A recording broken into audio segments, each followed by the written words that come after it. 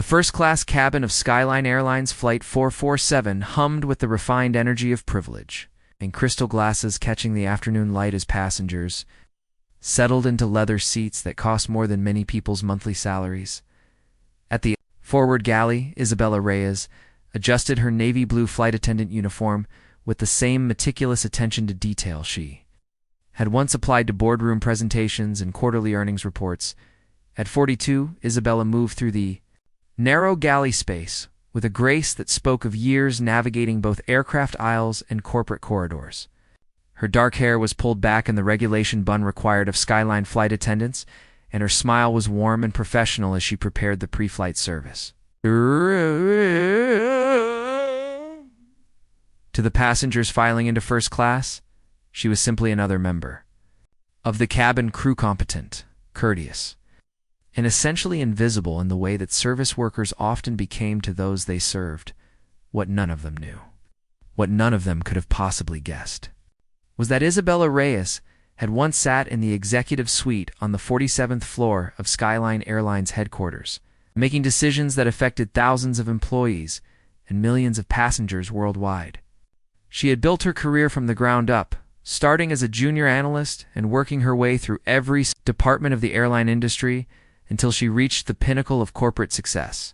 2 years ago, Isabella had made a decision that shocked the business world. She had stepped down from her position as CEO of Skyline Airlines, citing a desire for new perspectives and fresh challenges.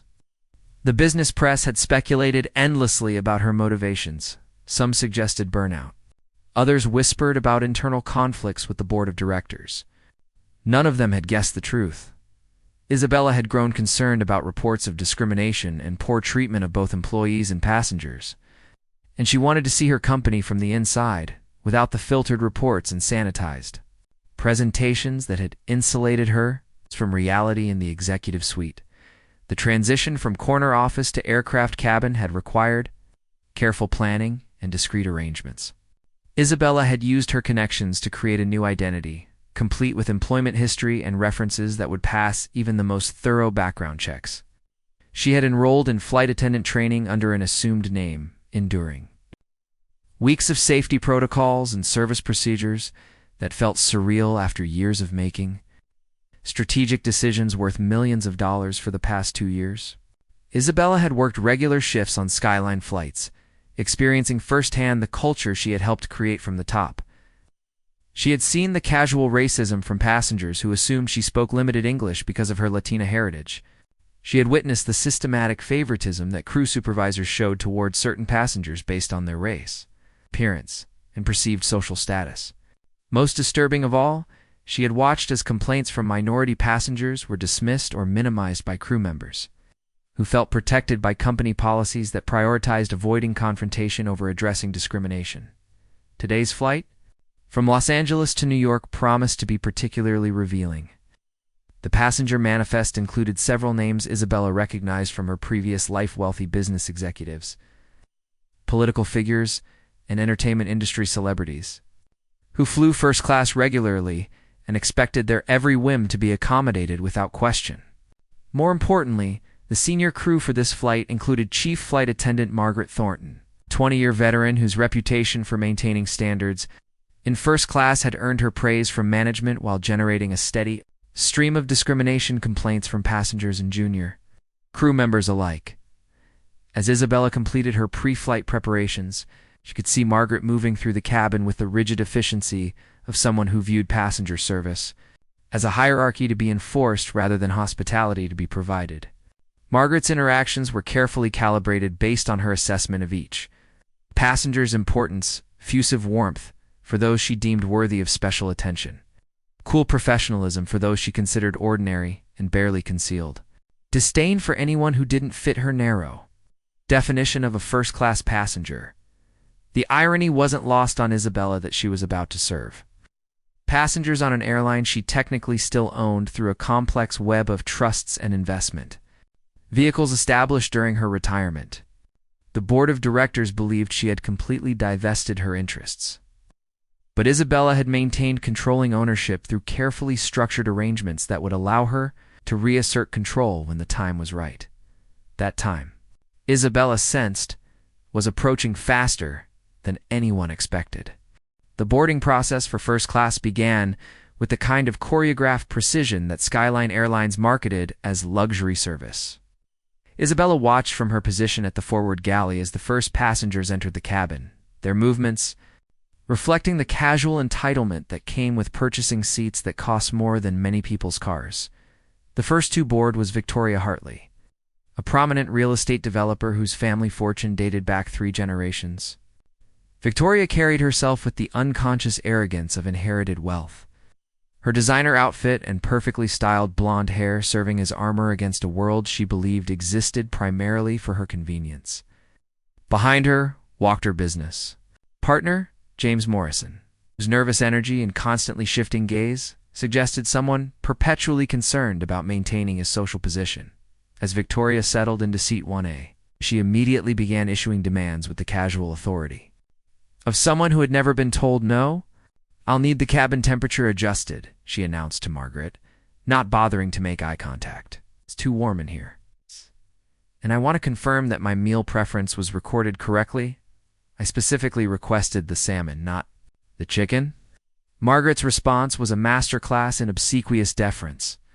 "Of course, Mrs. Hartley. I'll have our attendant adjust the temperature immediately.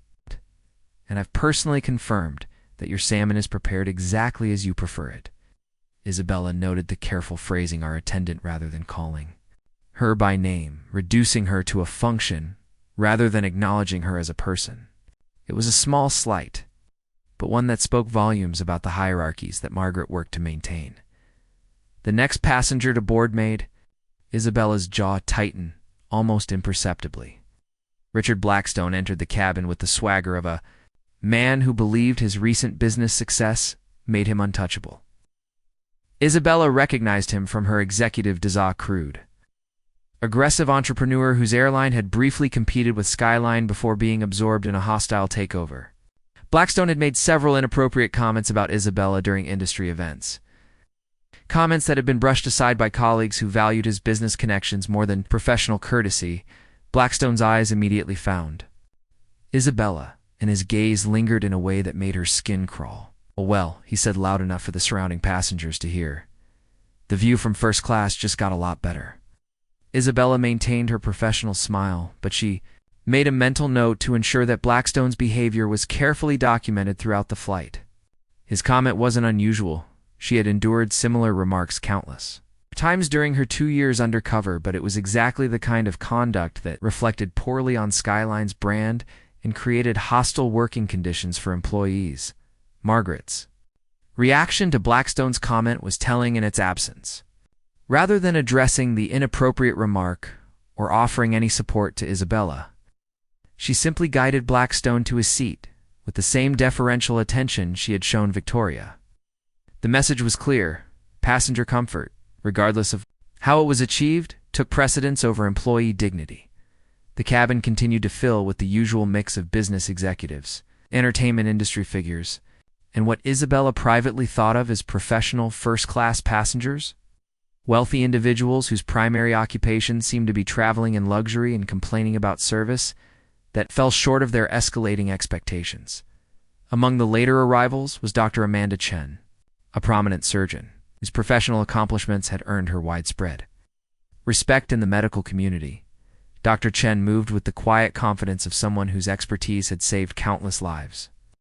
But Isabella noticed that Margaret's greeting was noticeably cooler than what she had provided to the white passengers who had boarded earlier. "Welcome aboard, Margaret," said to Dr. Chen, her tone professional but lacking the warmth she had displayed minutes earlier. "Your seat is 3B. Dr. Chen nodded politely, but Isabella caught the brief flicker of recognition in her eyes, the subtle acknowledgement that she was being treated differently based on her race. It was a look Isabella had seen too many times during her undercover assignment. The weary resignation of accomplished people who had learned to expect less and demand little in order to avoid confrontation. As the boarding process continued, Isabella began to see the familiar patterns that had troubled her throughout her time as a flight attendant. The white passengers were greeted by name, offered assistance with their luggage, and assured that any special requests would be accommodated. Passengers of color were processed efficiently, but without the personal touches that transformed basic service into the luxury experience that justified first-class pricing. The eighth passenger to board was someone Isabella didn't recognize, a young black woman in an impeccably tailored business suit who carried herself with the quiet authority of someone accustomed to command. She moved with purpose toward seat 1D, her bearing suggesting both intelligence and determination. There was something about her presence that commanded attention, though she seemed unaware of the subtle shift in atmosphere that accompanied her arrival. Margaret's reaction to this passenger was immediate and telling, for she had been effusive with Victoria and respectful with the male business executives. Her demeanor toward this woman was cool and skeptical, as though the passenger's presence in first class required explanation or justification. "Excuse me," Margaret said, stepping into the aisle to intercept the woman before she could reach her seat. "I'll need to verify your boarding pass." The request was phrased as standard procedure, but Isabella recognized it for what it was. Discriminatory challenge that Margaret had not applied to any of the white passengers who had boarded earlier. It was exactly the kind of subtle prejudice that Isabella had come to identify as systemic within her company. The type of behavior that occurred when employees felt empowered to make assumptions based on race, rather than treating all passengers with equal respect. Isabella watched the interaction carefully, her years of executive experience telling her that this moment would define the tone for the entire flight. The young woman's response would determine whether this became a minor incident quickly resolved or a major confrontation that exposed the deeper issues. Isabella had been documenting for 2 years. The passenger handed over her boarding pass with calm dignity, her expression revealing nothing but polite cooperation. "Of course," she said simply, her voice carrying just a hint of steel beneath the surface courtesy. As Margaret examined the boarding pass with exaggerated thoroughness, Isabella felt the familiar tension that preceded the moments of truth she had been waiting to witness. This was why she had spent 2 years undercover, enduring countless small humiliations and witnessing systematic discrimination.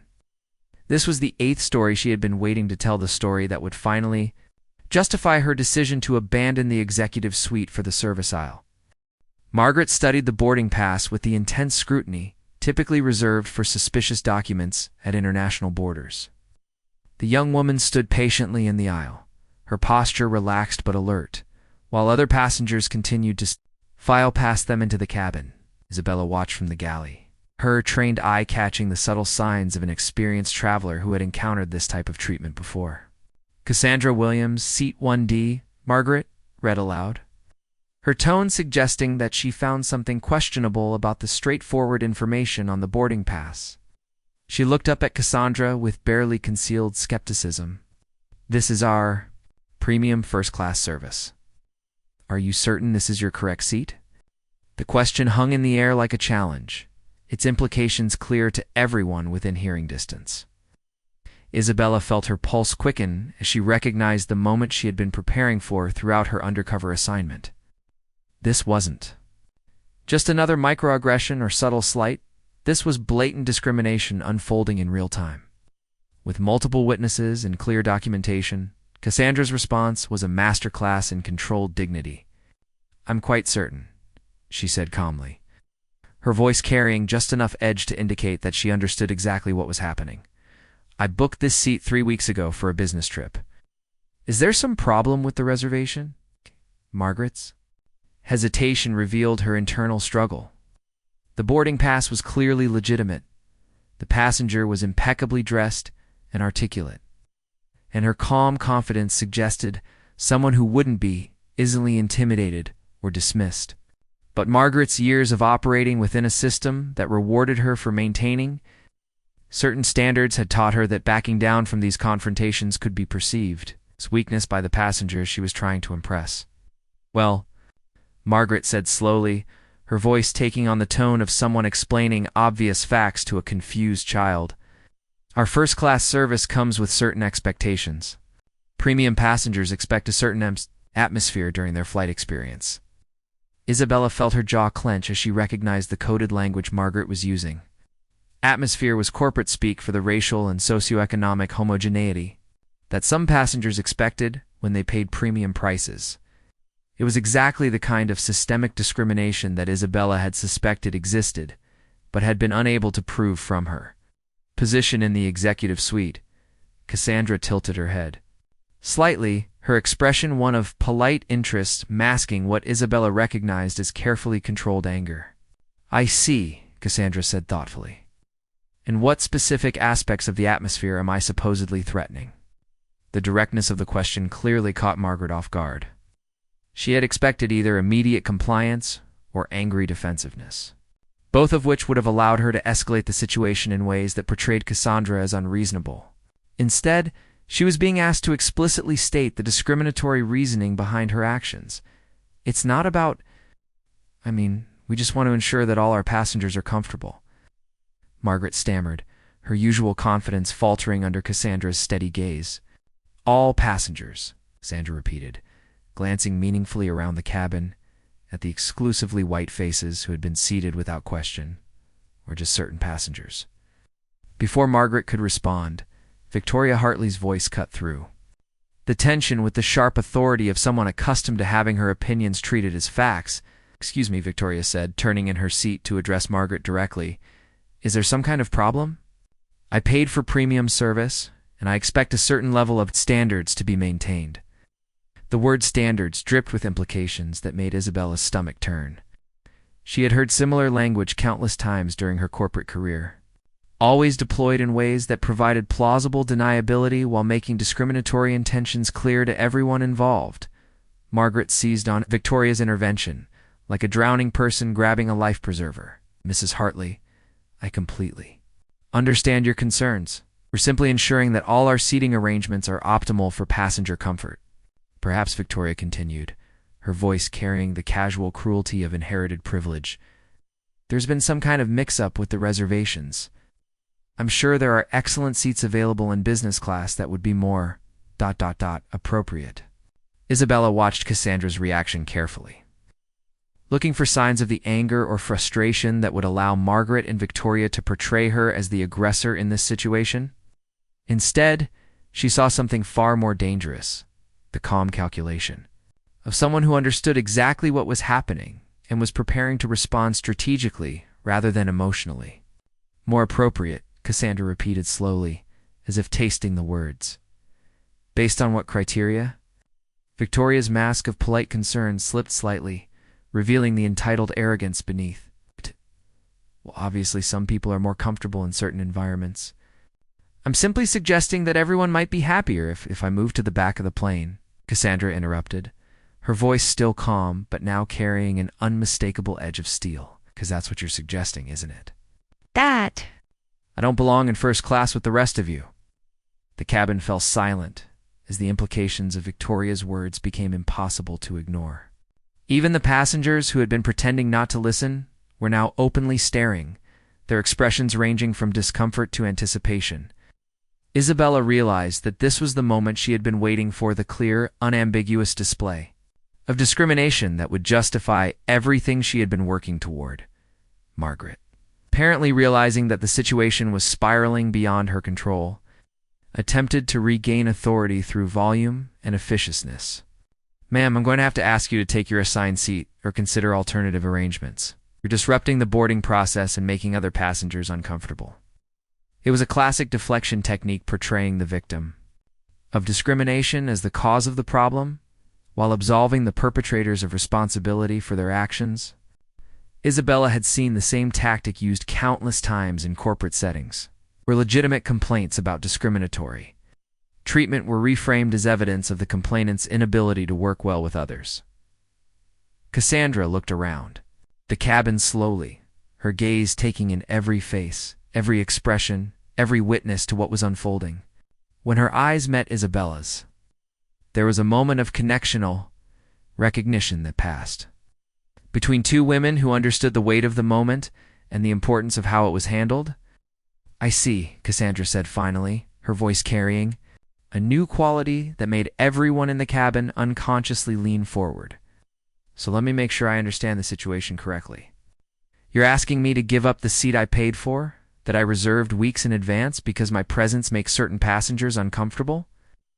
Margaret's face flushed as she realized she had been backed into a corner, where any answer would expose the discriminatory nature of her actions. "I'm simply trying to ensure that all passengers have a pleasant flight experience," she said weakly. Cassandra smiled, but there was no warmth in the expression. "All passengers," she repeated. "How considerate of you." She reached into her briefcase and withdrew her phone. "In that case, I think I should probably document this conversation for my own records. Just to make sure everyone's version of events stays consistent." The sight of the phone being raised seemed to break whatever spell had held the cabin in suspended animation. Margaret's face went pale as she realized that her words and actions were being recorded, creating permanent evidence of what could easily be characterized as racial discrimination. Victoria sank back into her seat, apparently beginning to understand that her casual bigotry might have consequences she hadn't anticipated. Isabella felt a familiar surge of the strategic thinking that had made her successful in the corporate world. This was the moment when careful preparation met unexpected opportunity, when years of planning could be transformed into decisive action. But first, she needed to see how far Margaret and Victoria were willing to push this confrontation, and how Cassandra would respond to their escalation. The eighth story was about to reveal itself in ways that would change everything. The first-class cabin seemed suspended in time as Cassandra held her phone steady, its camera capturing every word and gesture in the unfolding confrontation. Margaret stared at the device as if it were a weapon pointed directly at her career, while Victoria shifted uncomfortably in her seat, apparently beginning to realize that her casual prejudice was being preserved for posterity. "Ma'am, I'm going to have to ask you to put away the recording device," Margaret said, her voice taking on the officious tone of someone grasping for authority in a situation that had already slipped beyond her control. "Airline policy prohibits unauthorized recording of crew members during flight operations." Isabella almost smiled at the desperation in Margaret's voice. There was no such policy, she knew, because she had personally reviewed every regulation in Skyline's operations manual. During her time as CEO, Margaret was improvising, hoping that official-sounding language would intimidate Cassandra into compliance. Cassandra tilted her head with the expression of someone who had dealt with bureaucratic intimidation tactics before. "Interesting," she said calmly. "Could you please direct me to the specific policy number and section that prohibits passengers from documenting discriminatory treatment? I'd like to review the exact language." The request clearly caught Margaret off guard. Most passengers, when confronted with claims about airline policies, either backed down immediately or became defensively angry. Cassandra's calm demand for specifics suggested someone familiar with corporate governance and regulatory compliance is exactly the kind of person who could turn a simple customer service dispute into a major legal and public relations nightmare. "That is, the policy is clearly stated in our—" Margaret stammered, clearly realizing that she had ventured into territory where her bluff could be easily called. "In your what?" Cassandra pressed gently, her tone remaining conversational, despite the steel beneath her words. "I'm quite familiar with airline regulations, and I'm fairly certain that passengers have the right to document their treatment, especially when that treatment appears to violate federal anti-discrimination laws." The mention of federal law sent a visible shudder through Margaret's composure. Isabella watched with professional admiration as Cassandra systematically dismantled the intimidation tactics that had probably worked on countless other passengers who lacked her knowledge and confidence. Victoria, apparently deciding that the situation required her intervention, rose from her seat with the imperious bearing of someone who believed her wealth granted her special authority in all situations. "This is completely ridiculous," she announced, her voice carrying the sharp edge of entitlement. "First class on this airline for 15 years, and I've never experienced such unprofessional behavior." Isabella noted the careful phrasing Victoria was characterizing. Cassandra's refusal to accept discrimination as unprofessional behavior, a classic example of how victims of prejudice were often blamed for the discomfort their resistance caused. "Others. Mrs. Hartley," Margaret said gratefully, clearly relieved to have an ally in the confrontation. "I completely understand your frustration. We pride ourselves on maintaining the highest standards of service, and this disruption is completely Unacceptable. Cassandra looked between Margaret and Victoria with an expression of polite interest, as if she were observing a fascinating but predictable performance. Disruption, she repeated thoughtfully. So requesting to sit in the seat I paid for constitutes a disruption? The disruption, Victoria said sharply, is your refusal to cooperate with reasonable requests for accommodation. Surely you can understand that some passengers prefer a more traditional first-class experience. The word traditional hung in the air like a loaded weapon, its implications clear to everyone in the cabin. Isabella felt her anger building as she watched Victoria deploy the kind of coded language that allowed discrimination to flourish under the cover of seemingly reasonable preferences. Traditional, Cassandra said slowly, as if examining the word from multiple angles. And what exactly makes a first-class experience traditional? The exclusion of certain types of passengers. Victoria's face flushed as she realized that her careful euphemisms were being stripped of their protective ambiguity. That's not what I meant, she said quickly, though her tone suggested otherwise. Then what did you mean? Cassandra asked. With the persistence of someone who understood that forcing people to state their prejudices explicitly was often the most effective way to expose them. Before Victoria could respond, adding another layer of toxicity to the already poisonous atmosphere. For God's sake, he said loudly, just move to another seat and stop making a scene. Some of us have important business to discuss during this flight, and we don't need the distraction. Isabella felt her professional mask slip slightly as she watched Blackstone insert himself into the confrontation with the casual cruelty she remembered from their previous encounters in the business world. His demand that Cassandra simply comply with discrimination was delivered with the arrogant assumption that his comfort took precedence over her rights. Cassandra turned toward Blackstone with the same calm attention she had shown Margaret and Victoria. Important business, she repeated. My presence would somehow interfere with your ability to conduct that business? Blackstone's expression revealed his surprise at being directly challenged. In his world, his opinions were treated as facts and his preferences as commands. Look, lady, he said, his voice taking on the condescending tone of someone explaining obvious facts to a confused child. This is first class. People pay premium prices for a premium experience. That means not having to deal with ... complications. Complications, Cassandra said, her voice now carrying a dangerous edge that made Isabella unconsciously straighten. Is that what you call a paying customer sitting in her assigned seat? Margaret, apparently sensing that the situation was becoming increasingly difficult to control, decided to escalate to the next level of authority. I think it would be best if I called the captain, she announced, reaching for the intercom phone. Perhaps he can help resolve this situation. Isabella's pulse quickened as she realized that the confrontation was about to enter a new phase. The captain's involvement would create an official record of the incident, complete with flight crew reports and potential security implications. More importantly, it would provide clear documentation of how Skyline Airlines handled discrimination complaints at the highest operational level. Cassandra's reaction to Margaret's threat was telling, and its complete lack of concern. By all means, she said calmly. Please call the captain. I'd very much like to have this conversation with him as well. Her confidence in the face of escalating authority suggested someone who either had significant experience dealing with corporate hierarchies or possessed some form of leverage that the other passengers weren't aware of. Isabella found herself increasingly curious about who exactly Cassandra Williams was, and what had prepared her to handle this confrontation with such strategic precision as Margaret picked up the intercom phone to contact the cockpit. Isabella made a decision that would change the trajectory of everything that followed. Moving with the quiet efficiency that had served her well in both the corporate boardroom and the aircraft cabin, she stepped forward into the passenger area. Excuse me, Isabella said softly, her voice carrying just enough authority to draw everyone's attention without appearing to challenge Margaret's authority directly. Perhaps I could offer some assistance with this situation.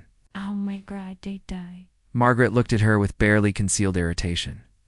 Isabella, this doesn't concern the junior crew. Please return to your duties. But Cassandra's eyes had found Isabella's, and there was something in her gaze that suggested recognition, not of Isabella's face, but of her bearing, her confidence.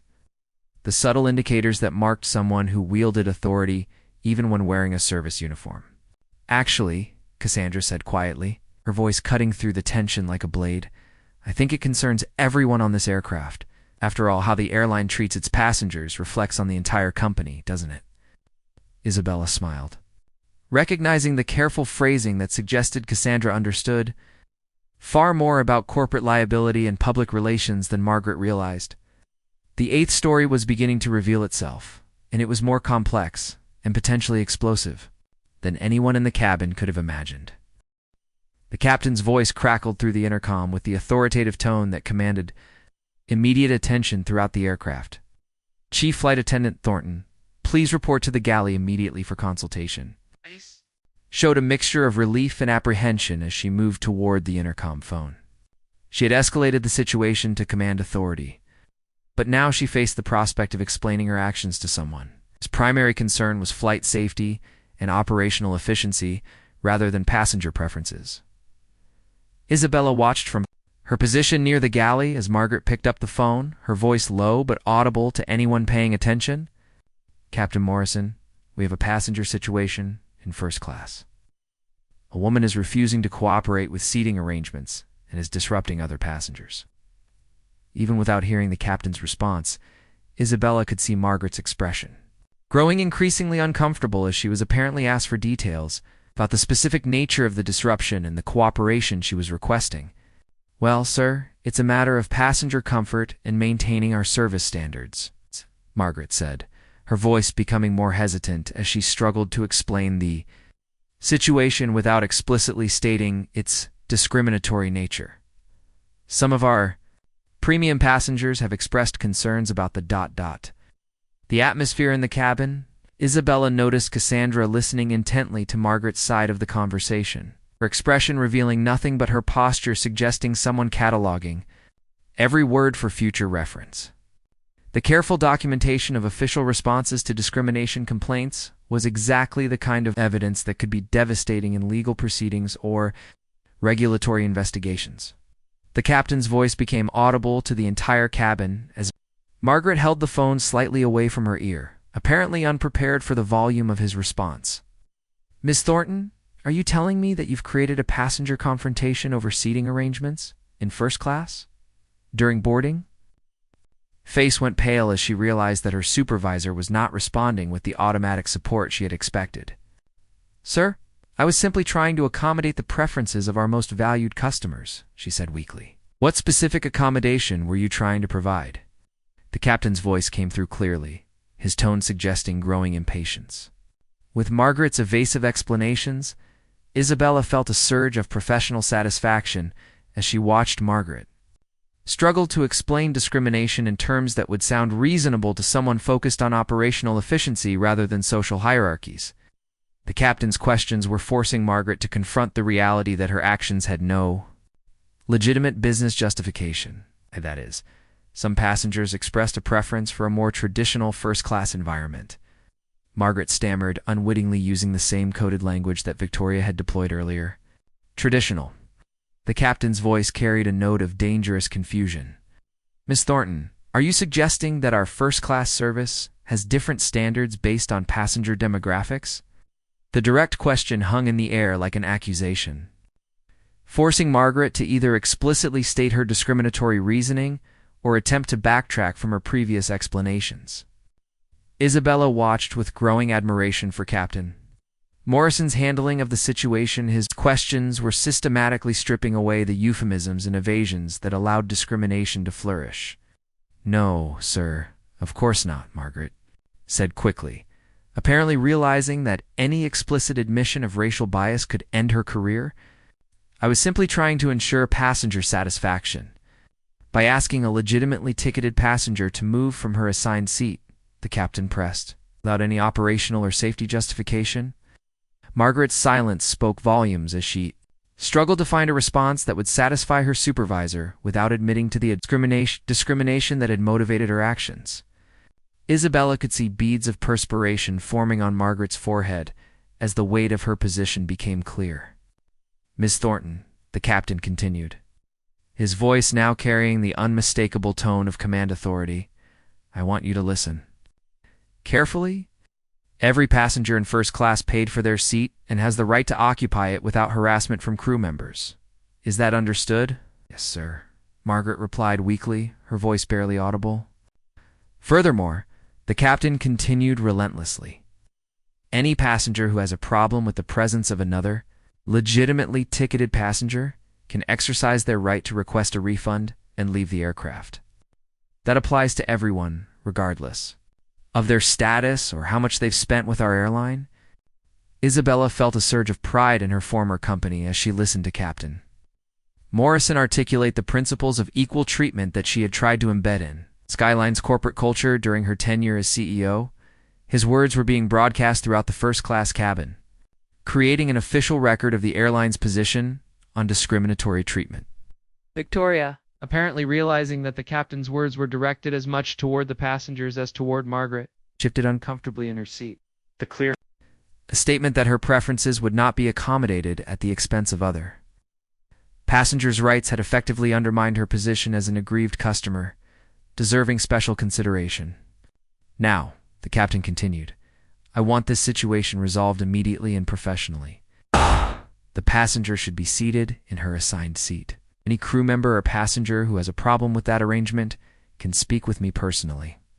After we reached cruising altitude, Margaret's hand was shaking slightly as she hung up the phone, her face reflecting the realization that her attempt to curry favor with certain passengers had instead exposed her to official criticism from her direct supervisor. She turned back toward the cabin with the defeated expression of someone who understood that she had fundamentally misread the situation. Cassandra, who had been listening to the entire conversation with calm attention, looked up at Margaret with an expression of polite expectation. "Well," she said quietly, "I believe the captain has made the airline's position quite clear. Shall I take my seat now?" Margaret nodded stiffly, unable to meet Cassandra's eyes, as she gestured towards seat 1D. "Of course. Please accept our apologies for any inconvenience." The apology was delivered with the mechanical precision of someone following script rather than expressing genuine remorse, but Isabella recognized it as a necessary first step in documenting the airline's official response to the discrimination complaint. As Cassandra moved toward her seat, Victoria made one final attempt to salvage her position. "This is completely unacceptable," she announced to no one in particular. "I'll be filing a complaint with customer service about the unprofessional handling of this situation." Cassandra paused in the aisle and turned back toward Victoria with a smile that contained no warmth whatsoever. "Mrs. Hartley," she said pleasantly, "I encourage you to file that complaint. In fact, I insist on it. I'd very much like to see how the airline's customer service department responds to a complaint about being required to sit next to a black passenger in first class." Victoria's face went white as she realized that her complaint would create a permanent record of her discriminatory preferences, documented in the airline's own customer service system. The threat of official documentation had effectively silenced her protests, leaving her with no option but to endure what she clearly considered an intolerable situation. Isabella watched the resolution of the immediate confrontation with professional satisfaction, but she knew that this was only the beginning of a much larger reckoning. The incident had exposed the systemic issues she had been documenting for 2 years, but it had also revealed something more troubling: the casual acceptance of discrimination by both crew members and passengers who believed their economic status exempted them from basic standards of human decency. As Cassandra settled into her seat with calm dignity, Isabella made a mental note to ensure that every aspect of this incident was properly documented in her ongoing investigation. The eighth story was beginning to reveal itself, and it promised to be more explosive than anyone in the cabin could have imagined. The atmosphere in the first-class cabin had shifted dramatically following the captain's intervention. What had begun as casual discrimination had been transformed into an official incident with clear documentation and command-level involvement. Margaret moved through her duties with the mechanical precision of someone trying to avoid further scrutiny, while Victoria sat in sullen silence, apparently plotting her next move. Isabella observed the dynamics with the analytical eye that had served her well in both corporate boardrooms and aircraft cabins. The immediate confrontation had been resolved, but the underlying tensions remained.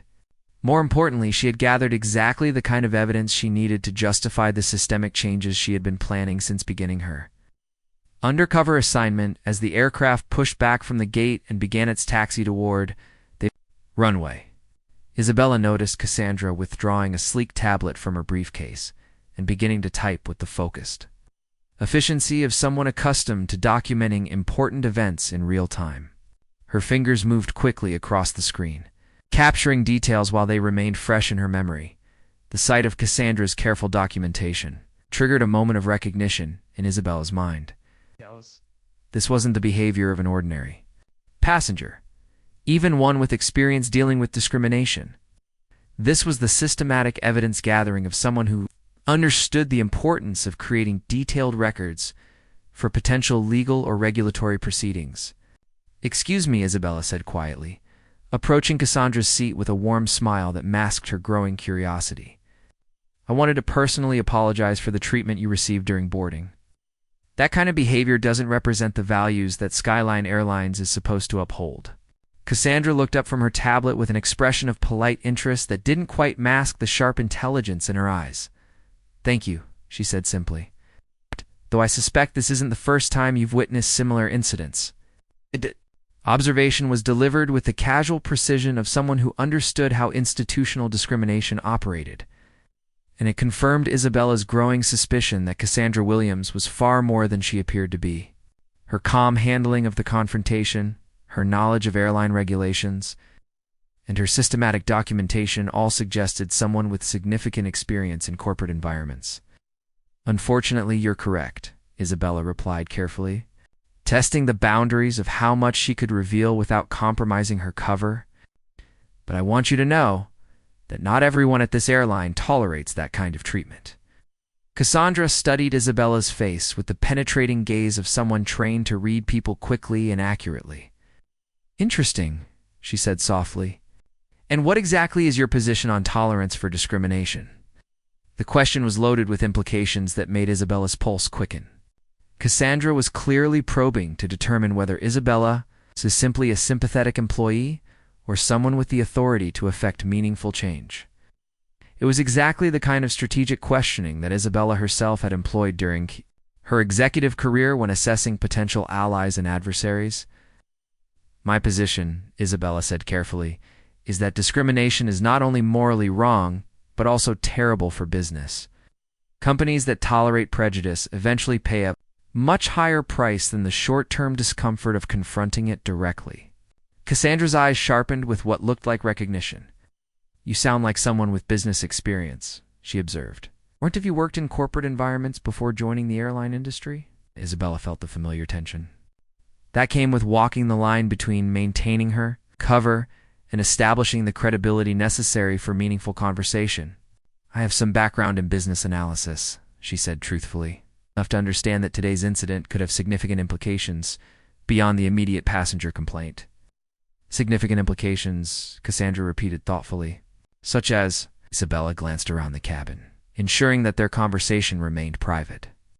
"Such as federal discrimination complaints, civil rights violations, negative publicity, and potential corporate liability for maintaining a hostile environment. Companies have been destroyed by less than what happened here today." Cassandra leaned back in her seat, her expression revealing a mixture of surprise and approval. "That's a remarkably sophisticated analysis for a flight attendant," she said quietly. "Most airline employees I've encountered don't think in terms of corporate liability and federal regulations." Isabella smiled, allowing a hint of her true self to show through her service persona. "I may wear a flight attendant's uniform, but I didn't check my brain at the door when I put it on." The comment drew a genuine laugh from Cassandra, the first expression of real warmth she had shown since boarding the aircraft. "Fair enough," she said. "And given your sophisticated understanding of corporate liability, what do you think, Skyline Airlines should do about the systemic issues that made today's incident possible?" It was a test question. Isabella realized Cassandra was probing to determine whether. Isabella understood the difference between addressing individual incidents and tackling institutional problems. The sophistication of the question confirmed Isabella's growing suspicion that Cassandra Williams possessed significant expertise in organizational management and regulatory compliance. Individual accountability is important, Isabella replied carefully, but real change requires leadership. At the highest levels, someone with the authority to reshape policies, retrain personnel, and send clear messages throughout the organization that discrimination will not be tolerated under any circumstances. Cassandra nodded slowly, her expression suggesting that Isabella had passed whatever test she had been administering. And do you believe Skyline Airlines has that kind of leadership? Isabella paused, considering how to answer a question that went to the heart of her undercover mission. I believe, she said finally, that sometimes organizations have leaders who are capable of making necessary changes, but who need the right information and the right moment to act decisively. The right information, Cassandra repeated. Atch! As documented evidence of systematic discrimination? Exactly, Isabella confirmed. The kind of evidence that could be presented to boards of directors, regulatory agencies, or civil rights organizations, depending on how responsive the company proves to be. Cassandra saved her work on the tablet and closed it with a decisive click. Well then, she said quietly, I suppose it's fortunate that some people are in positions to gather that kind of evidence. The statement hung between them, loaded with implications that neither woman was quite ready to address directly. But Isabella sensed that she had found an unexpected ally in her mission to document and address Skyline's institutional problems. As the aircraft reached cruising altitude and the cabin service began, Isabella found herself wondering who exactly Cassandra Williams was and what had prepared her to handle discrimination with such strategic sophistication. More importantly, she began to consider whether Cassandra might be the catalyst. She needed to move from documentation to action. In her campaign to reform her own company, the eighth story was becoming more complex and potentially more powerful than Isabella had anticipated. But before she could act on any of her growing suspicions, she needed to understand exactly who she was dealing with and what resources Cassandra might bring to a larger confrontation with institutional discrimination. 2 hours into the flight, as the cabin service routine provided cover for more private conversations, Isabella found an opportunity to approach Cassandra again. The other first-class passengers had settled into their typical mid-flight activities. Victoria was pointedly ignoring everyone around her while scrolling through her phone. Richard Blackstone was loudly conducting business calls that seemed designed more to impress fellow passengers than accomplish actual work. And Dr. Chen was quietly reading a medical journal. Could I offer you anything else? Isabella asked, pausing beside Cassandra's seat with a bottle of water and the kind of attentive smile that provided perfect cover for deeper conversation. Cassandra looked up from her tablet, where she had been working on what appeared to be a detailed report. Actually, yes, she said quietly. I'd like to continue our earlier conversation about corporate accountability and systemic change. Isabella felt her pulse quicken as she realized that Cassandra was deliberately creating an opportunity for them to talk more substantively. Of course, she replied, glancing around to ensure their privacy. What specific aspects would you like to discuss? I'm curious, Cassandra said, keeping her voice low. About your assessment of how seriously Skyline Airlines takes discrimination complaints. In your experience, what typically happens when passengers file formal grievances? The question revealed a level of knowledge about corporate complaint processes that confirmed Isabella's growing suspicion that Cassandra had significant experience in business environments. More importantly, it suggested that she was considering filing a formal complaint that could trigger exactly the kind of institutional scrutiny that Isabella had been working toward. Honestly, Isabella replied, her voice taking on a more serious tone. In my experience, most complaints get buried in customer service departments that are more focused on avoiding liability than addressing root causes. Unless there's significant pressure from outside the company, individual incidents tend to be treated as isolated problems rather than symptoms of larger issues. Cassandra nodded thoughtfully. And what kind of outside pressure typically gets management attention? Isabella leaned slightly closer, recognizing that they were approaching the moment when her undercover investigation might transition into active intervention. Media attention, regulatory scrutiny, civil rights organizations. or pressure from major shareholders, she said quietly. Companies respond quickly when their reputation or bottom line is threatened. Shareholders, Cassandra repeated with what sounded like particular interest. How much influence do major investors typically have over operational policies? Enormous influence, Isabella replied. Especially when discrimination complaints start affecting stock prices or regulatory standing. Board members pay attention when institutional investors start asking questions about corporate culture and legal liabilities. Cassandra saved her work again and set the tablet aside, giving Isabella her full attention. You speak about corporate governance with remarkable expertise, she observed. Have you considered that your knowledge and insights might be valuable to people who are in positions to create meaningful change? Isabella felt the conversation approaching a crucial turning point. Cassandra was clearly probing to determine whether Isabella might be willing to serve as a witness or source in a larger effort to address Skyline's discrimination problems. The offer was exactly what Isabella had been hoping for. But accepting it would require revealing more about herself than her cover identity might support. I've considered it, Isabella said carefully. But making that kind of transition requires knowing that the people you're working with have the resources and commitment to see it through to meaningful results. Cassandra smiled with what looked like approval of Isabella's cautious approach. Hypothetically, she said, if someone had the resources to pursue comprehensive legal and regulatory action against an airline for systematic discrimination, what kind of evidence would be most valuable? Documented patterns of behavior across multiple incidents, Isabella replied without hesitation. Video or audio recordings of discriminatory treatment, witness statements from employees and passengers, records of how complaints were handled by management, and evidence that company policies either encourage or fail to prevent discrimination. And if someone had access to all of that evidence, Cassandra continued, along with the financial resources to pursue extensive litigation and the connections to ensure media coverage and regulatory attention, what would you recommend as the most effective strategy? Isabella felt her breath catch as she realized the implications of Cassandra's questions. This wasn't someone seeking advice about filing a simple complaint. This was someone with the capability to launch a comprehensive assault on Skyline's institutional discrimination, using exactly the kind of multi-front approach that could force fundamental changes in corporate culture.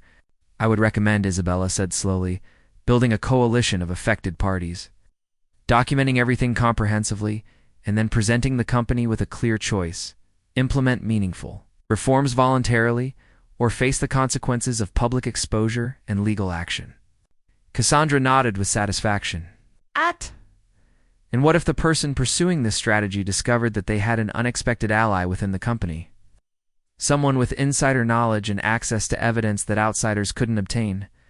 Isabella felt the moment crystallizing around them as she realized that Cassandra was offering her exactly the partnership she had been seeking.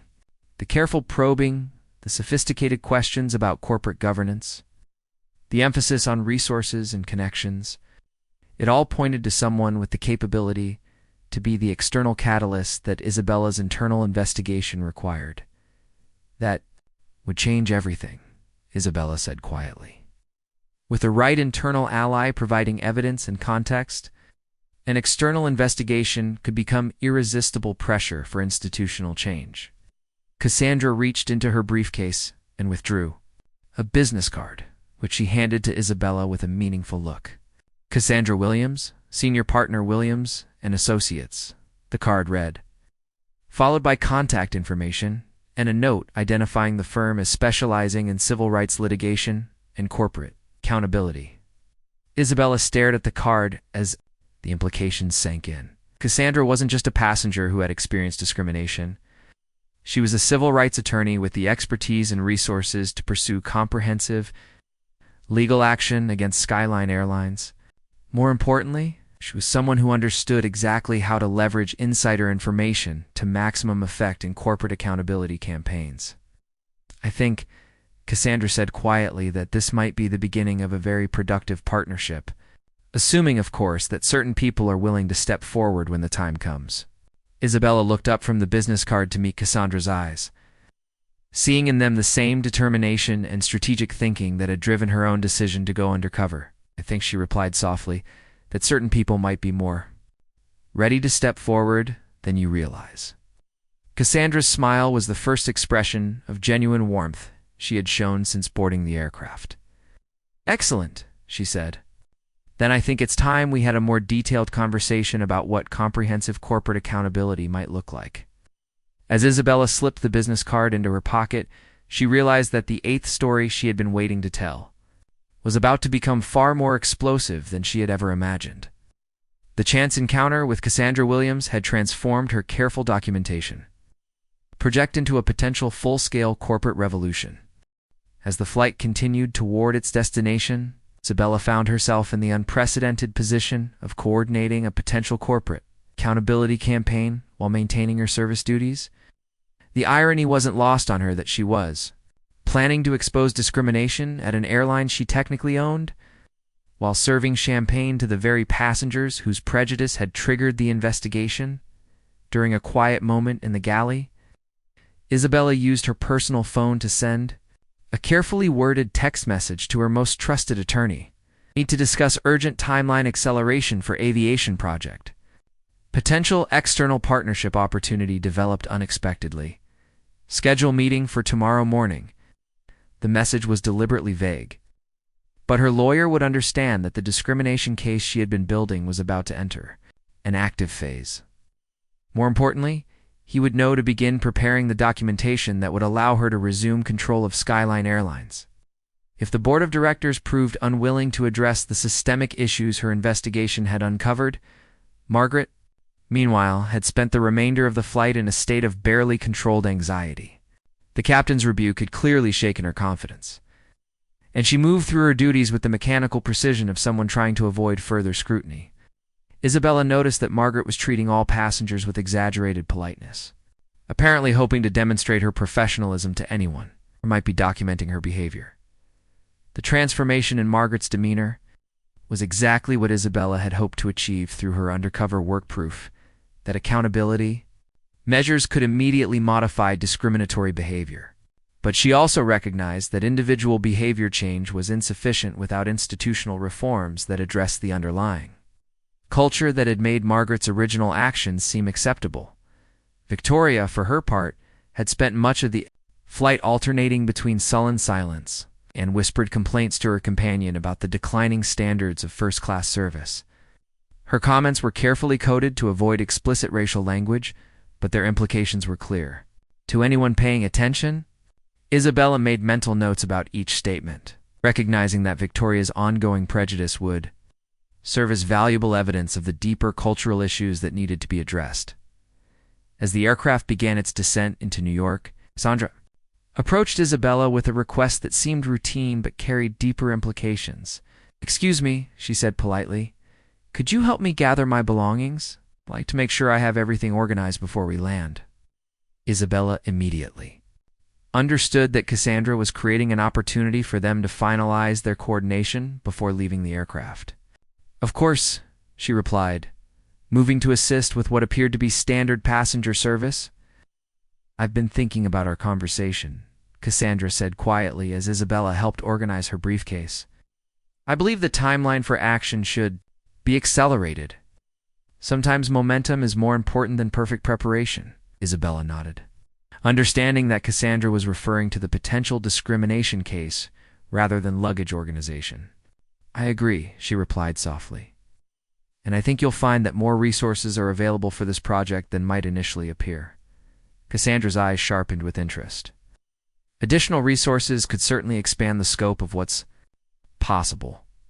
When would be a good time to discuss the full range of available options? "Tomorrow morning," Isabella replied. "I think you'll be surprised by what kind of institutional support might be available for the right kind of comprehensive reform initiative." As the aircraft touched down and began taxiing to the gate, Isabella felt the familiar surge of anticipation that had once preceded major corporate announcements during her CEO tenure. Tomorrow would mark the beginning of a new phase in her relationship with Skyline Airlines One that would either result in meaningful institutional change or force her to resume public control of the company. She had been quietly observing the eighth story was about to transition from documentation to action. And Isabella was confident that the combination of her insider evidence and Cassandra's external pressure would create irresistible momentum for reform. The next morning dawned crisp and clear over Manhattan, as Isabella prepared for what she knew would be one of the most important meetings of her professional life. She had spent the night reviewing 2 years' worth of documentation from her undercover assignment, organizing evidence that would support the comprehensive discrimination case that Cassandra Williams was preparing to file.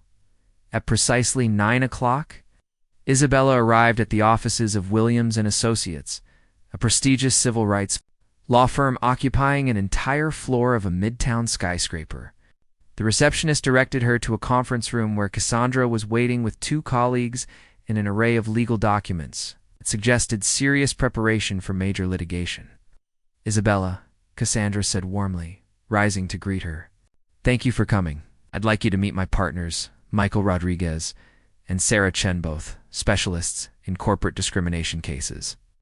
Isabella shook hands with the attorneys, noting their professional demeanor and the obvious respect they showed Cassandra.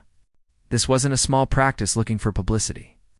This was a major firm with the resources to take on corporate giants and win. "Before we begin," Cassandra said, "I want to make sure we're all clear about the scope of what we're discussing. Based on yesterday's incident and our conversations, I believe we have grounds for a comprehensive federal discrimination case against Skyline Airlines. But success will depend heavily on having insider documentation and testimony to support the external evidence we can gather." Isabella nodded, feeling the weight of the moment. "I understand. And I think you should know that I'm prepared to provide more support for this case than you might expect." Cassandra tilted her head with interest. "What kind of additional support?" Isabella took a breath, knowing that her next words would change everything. "The kind of support that comes from having complete access to corporate records, internal communications, and board-level decision-making processes." The room fell silent as the implications of Isabella's statement sank in. Wow. Michael Rodriguez leaned forward with sharp attention. "Are you saying you have access to Skyline's internal documents? Because that would require a very high level of clearance." "I'm saying," Isabella replied carefully, "that I have access to everything. Please. Every email, every policy document, every board meeting transcript, every discrimination complaint that was filed and buried. All of it." Sarah Chen exchanged glances with her colleagues before speaking. "Ms. Reyes, what exactly is your position with Skyline Airlines?" "It's because the kind of access you're describing would require executive authority," Isabella finished. "Which brings me to something I need to tell you about my actual relationship with the company." Cassandra's eyes widened as she began to understand the implications of Isabella's revelation. "Your actual relationship?" Isabella reached into her briefcase and withdrew a folder containing legal documents that she placed on the conference table. "My name is Isabella Reyes. 2 years ago, I was the chief executive officer of Skyline Airlines. Officially, I retired to pursue other interests. In reality, I went undercover as a flight attendant to document the discrimination and cultural problems that I suspected existed throughout the company." The silence in the room was deafening as the 3 attorneys processed the bombshell revelation. Isabella continued, her voice steady but filled with emotion. "For 2 years, I've experienced firsthand the discrimination that passengers and employees face every day. I've documented hundreds of incidents, gathered evidence of systematic bias in hiring and promotion, and witnessed the kind of treatment that Cassandra experienced yesterday. But more importantly, I've discovered that I maintained controlling ownership of the airline through investment vehicles that give me the authority to implement the changes we've been discussing." Cassandra stared at Isabella with a mixture of amazement and admiration. "You're telling us that you own the airline? That you've been working undercover as a flight attendant on your own company's planes?" "That's exactly what I'm telling you," Isabella confirmed. "And tomorrow morning, I'm resuming my position as CEO with a mandate to implement the most comprehensive anti-discrimination program in aviation history." Michael Rodriguez whistled softly. "This changes everything. Instead of external litigation, forcing reforms, we're talking about internal transformation backed by absolute corporate authority, with external oversight to ensure accountability," Isabella added. "I want Williams & Associates to serve as independent monitors of Skylines. Reforms with the authority to audit our progress and recommend additional changes. This can't just be an internal whitewash. It has to be real, measurable change that serves as a model for the entire industry. Sarah Chen leaned back in her chair, clearly recalibrating her understanding of the situation. So, instead of fighting Skyline Airlines, we'd be partnering with them to create comprehensive reform. Fighting them if necessary, Isabella corrected. Partnering with them when possible. I want to give the board and management team the opportunity to embrace meaningful change voluntarily. But if they resist, I have the authority to force compliance or replace them entirely. Cassandra smiled with what looked like genuine delight. This is brilliant. You spent 2 years gathering irrefutable evidence of discrimination, and now you have the power to use that evidence to force institutional change from the inside. With the credibility and oversight of respected civil rights attorneys to ensure that the changes are real and lasting, Isabella added. I don't want this to be seen as corporate PR or damage control. I want it to be a genuine transformation. That protects every passenger and employee. As the meeting continued, the attorneys worked with Isabella to develop a comprehensive reform plan that would address every aspect of discrimination I had documented during her undercover assignment. The plan included mandatory bias training for all employees, revised hiring and promotion policies, independent complaint procedures, and regular audits by external civil rights organizations. By the end of the morning, Isabella felt a sense of completion that had been building for 2 years. The 8th story she had been waiting to tell was finally ready to be revealed, not just as an expose of discrimination, but as a blueprint for institutional change that could transform an entire industry. The boardroom of Skyline Airlines fell silent as Isabella Reyes walked through the doors she hadn't entered for 2 years. The 12 members of the board of directors sat around the mahogany table where she had once presided, their expressions ranging from confusion to concern as they tried to process her unexpected return. Ladies and gentlemen, Isabella said calmly, taking her place at the head of the table, I know my presence here comes as a surprise. For the past 2 years, you believed I had retired from the airline industry entirely. In reality, I've been conducting the most comprehensive investigation of discrimination in corporate culture and aviation history. She activated the conference room's presentation system, and the screen filled with documentation from her undercover assignment. Photographs, audio recordings, witness statements, and detailed reports of discriminatory incidents involving both passengers and employees. These images were taken during my time working as a flight attendant on our own aircraft. Isabella continued, her voice steady but filled with emotion. What you're seeing is systematic discrimination against passengers based on race, gender, and perceived social status. You're also seeing evidence of hostile work environments, biased hiring practices, and complaint procedures designed to protect the company rather than address legitimate grievances. Board member Patricia Williams raised her hand tentatively. Isabella, I don't understand. You resigned as CEO? How do you have the authority to? I never gave up controlling ownership of this company, Isabella interrupted, distributing legal documents that outlined her maintained financial position through carefully structured investment vehicles. I retained the authority to resume operational control when circumstances warranted it. Those circumstances now exist. The legal implications of her statement settled over the room like a weight, as the board members realized that Isabella had never actually relinquished her power to reshape the company according to her vision. Furthermore, Isabella continued, I've partnered with Williams and Associates, one of the nation's leading civil rights law firms, to ensure that our reforms are comprehensive, measurable, and externally verified. This isn't going to be cosmetic change or damage control. This is going to be fundamental transformation. She advanced to the next slide, which outlined a detailed timeline for implementing anti-discrimination. Policies that would exceed federal requirements and serve as an industry model. Every employee will undergo mandatory bias training within 60 days. Our hiring and promotion procedures will be revised to eliminate subjective criteria that allow discrimination to flourish. We're implementing independent complaint procedures that bypass company management and go directly to external civil rights organizations. And we're establishing regular audits by outside firms to ensure compliance and continuous improvement. Board member Robert Chen leaned forward with concern. Isabella, these changes will be expensive. The training costs alone will impact quarterly earnings. And the external oversight will cost far less than the discrimination lawsuits. Regulatory fines and reputation damage we'll face if we continue operating as we have been, Isabella. Cut him off. More importantly, it's the right thing to do. We have a moral obligation to treat every passenger and employee with dignity and respect, regardless of their race, gender, or background. She clicked to the final slide, showed images from her undercover documentation alongside proposed solutions for each identified problem. The 8th story in any series is supposed to be the one that ties everything together. That reveals the deeper meaning behind what came before. For me, the 8th story is this. Every person who enters our aircraft, whether as a passenger or employee, deserves to be treated with equal respect. When we fail to do that, we don't just harm individuals, we betray the values that should define our company. Patricia Williams spoke again, her voice thoughtful. What you've shown us is disturbing, Isabella. But how do we know that these incidents represent systematic problems rather than isolated cases? Isabella smiled grimly.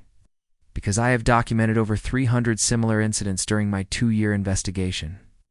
This isn't a few bad employees making mistakes. This is institutional culture that tolerates and sometimes encourages discrimination. She handed each board member a thumb drive containing the complete documentation from her undercover assignment. Everything is there. Read it, review it, and then ask yourselves whether you're proud of the company culture we've created. As the meeting continued, Isabella outlined her expectations for each board member's support of the reform initiative. Those who embraced change would continue in their positions with her full backing. Those who resisted would be replaced with directors committed to the new vision of corporate responsibility. By the end of the day, Isabella had secured unanimous board approval for her reform plan and had begun implementing changes that would transform Skyline Airlines from a company that tolerated discrimination into one that actively fought against it. 6 months later, Skyline's transformation had become a case study taught in business schools and civil rights organizations worldwide. Employee satisfaction surveys showed dramatic improvements.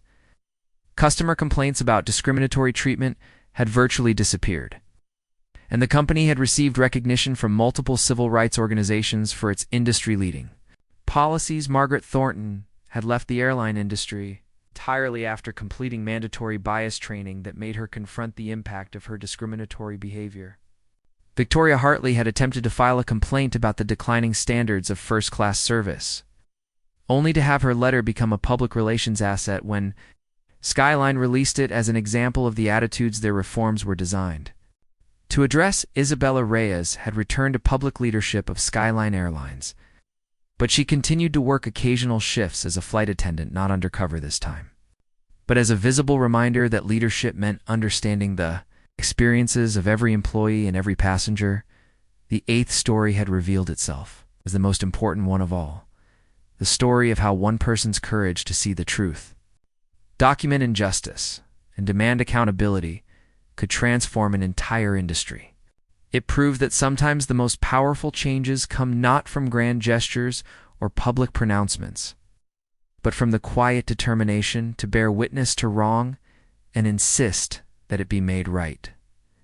And on every Skyline flight, in every interaction between crew and passengers, the 8th story continued to unfold a story of respect, dignity, and the fundamental belief that everyone deserves to be treated as though their humanity matters.